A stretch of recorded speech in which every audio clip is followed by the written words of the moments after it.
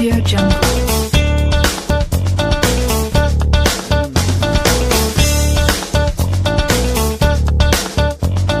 Audio Jungle.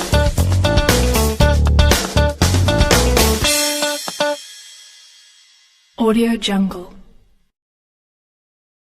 Chicken biryani बनाते हैं। अदरक लहसुन डाल, लाल मिर्च, हल्दी, नमक, पिसी हुई हरी मिर्च, खड़े मसाले, धनिया पाउडर, जीरा पाउडर, जायफल, जोयत्री, गरम मसाला, कसूरी मेथी से मिला ले, दही डाले, जाफरान, तली हुई प्याज, पुदीना, हरा धनिया, असली घी, तेल डालकर मैरिनेट करके रख दे। खड़े मसाले डाल के पानी में उबाल ले। बोल रहा है चावल डाल ले, चावल पक गए निकाल लीजिए, सारा चावल डाल ले, सैफरॉन का कलर डाल ले, तली हुई प्याज डाल ले, कोतमीर पुदीना, असली घी डालकर दम दे दे। माशाल्लाह, लजीज हैदराबादी चिकन दम बिरयानी।